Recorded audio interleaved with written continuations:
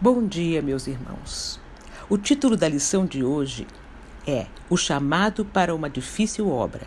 Estamos iniciando os estudos no livro de Ezequiel. Ezequiel foi um sacerdote e um profeta em Judá, assim como foi Jeremias e Zacarias. Os três atuaram durante ou depois do exílio babilônico de Israel. Apesar de terem sido sacerdotes, não há informações de que Ezequiel e Jeremias tenham servido com esta função no Templo de Jerusalém. No ano 597 a.C., Ezequiel foi levado cativo para a Babilônia, na segunda deportação, quando 18.000 pessoas, incluindo o rei Joaquim, foram exilados. Consta lá em 2 Reis 24, de 12 a 17.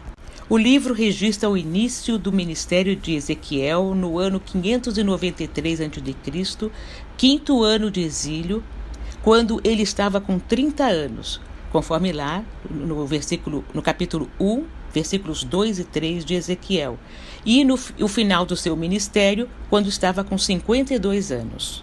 Todo o ministério de Ezequiel aconteceu durante o reinado do rei Nabucodonosor da Babilônia, 605 a 562 a.C. O profeta teria nascido em Judá durante as reformas do rei Josias.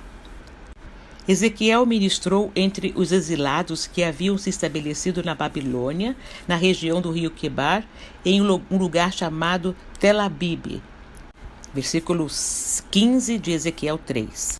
A vida entre os exilados judeus na Babilônia não era como viver em um campo de concentração.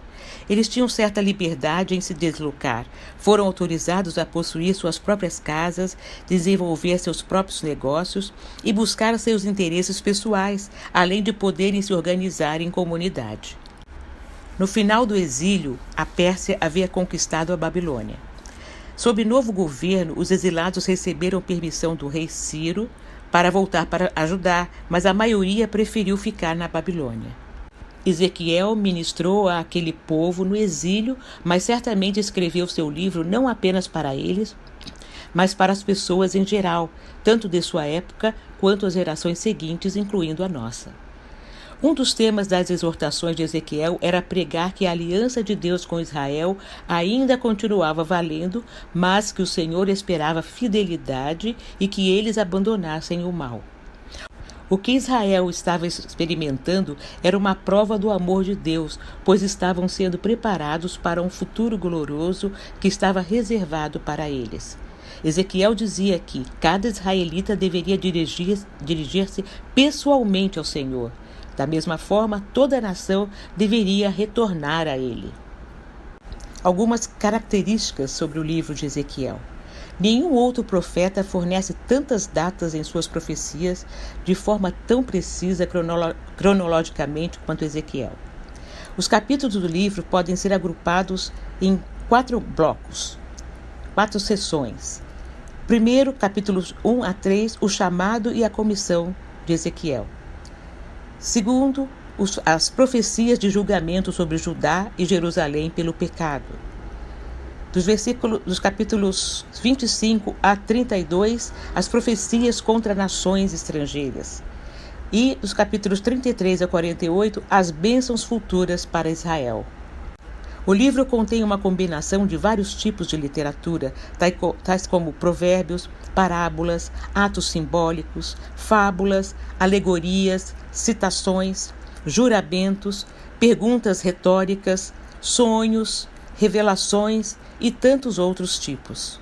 Ezequiel foi um comunicador muito dramático e contundente nas mensagens que Deus lhe deu. Ele usou mais imagens, simbolismos e alegorias do que qualquer outro profeta do Antigo Testamento. O propósito delas era chamar a atenção do leitor e mostrar o Senhor como um Deus que age. A menção ao Espírito de Deus aparece com mais destaque em Ezequiel do que em qualquer outro livro profético. O profeta também enfatizou o fato de que a vontade de Deus para Israel era mais bênçãos do que castigo. Por isso, Israel precisaria responder a tal graça com devoção e obediência ao Senhor. Ezequiel expôs vigorosamente a idolatria como o problema raiz de Judá. O exílio havia chegado àquele povo como consequência disso. O profeta vai além da idolatria e da crise do exílio e aponta para o momento em que Israel experimentaria restauração, a qual ocorreria em duas fases. A primeira, no retorno de Israel como povo, que aconteceria em anos seguintes, dentro do reinado de Ciro, e um segundo retorno, de um Israel espiritual, a ocorrer no final dos tempos. Um dos pontos altos do livro é a revelação do motivo da esperança do profeta. Enquanto Jeremias às vezes se desesperava e perdia de vista a sua esperança, Ezequiel nunca perdeu a dele. O profeta tinha uma excelente perspectiva do quadro geopolítico em geral, do futuro de Israel e das nações.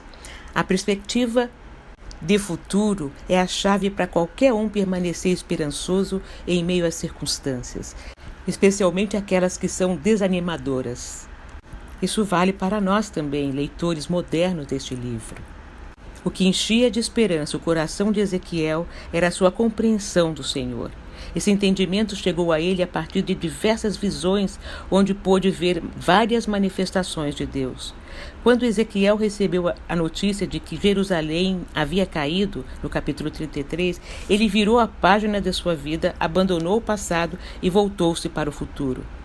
Ele passou então a proclamar bênçãos futuras para Israel, que eram asseguradas pelo caráter do Senhor, um Deus que cumpriria suas promessas, mesmo que o povo tivesse sido infiel a ele.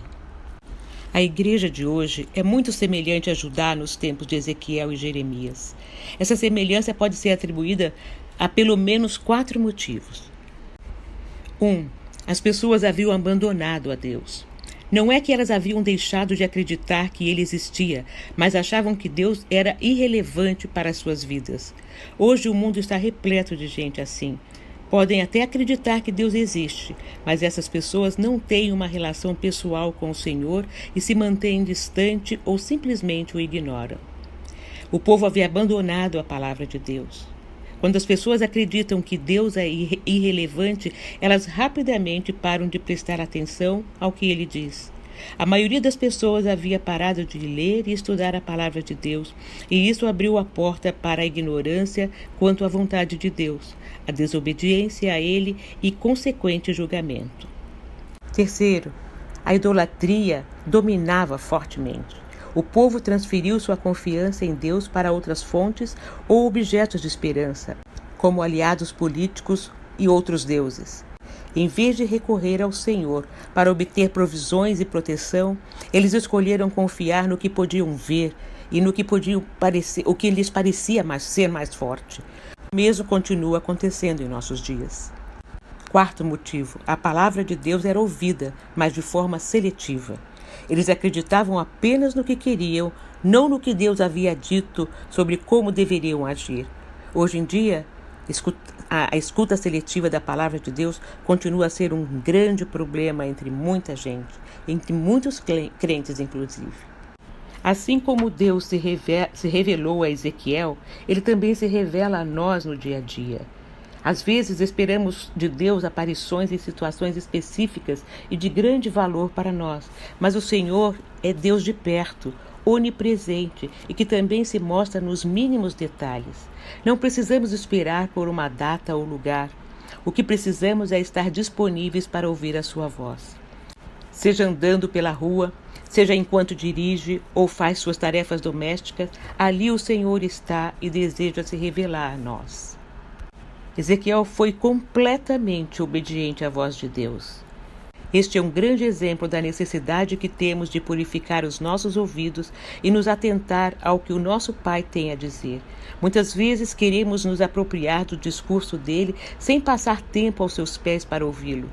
Julgamos-nos ocupados demais e que já sabemos tudo a respeito do que precisamos. Às vezes pensamos que as ordens de Deus não precisam ser cumpridas exatamente como ele nos disse e somos levados ao engano, apoiando-nos em nós mesmos. Se somos filhos de Deus, precisamos ouvir a sua voz. Jesus disse: "As minhas ovelhas ouvem a minha voz, eu as conheço e elas me seguem." João 10, 27. O Espírito que levantou Ezequiel do chão para ouvir o Senhor é o mesmo que nos possibilita a persistir. A presença do Senhor era fundamental para que a missão de Ezequiel, e também a nossa, fosse cumprida com excelência. Sem ele, não há eficiência nem possibilidade de persistência no propósito. O Senhor não tolera que a sua glória seja manchada pelo pecado ou profanação do seu nome. A falta de temor também nos impulsiona a cultivar ídolos. Precisamos ser sábios e nos relembrar constantemente quem é o Deus a quem pertencemos e servimos. Deus é bom e também justo. Seus juízos são cheios de poder e verdade. Ezequiel tinha comunhão com Deus mesmo em meio ao sofrimento. Embora não soubesse o que lhe aconteceria no exílio, o profeta foi testemunha do poder do Senhor por obediência. Que nós sejamos como ele. Mesmo em meio ao caos da nossa geração, que nós possamos obedecer, mesmo que não seja o nosso querer. Amém.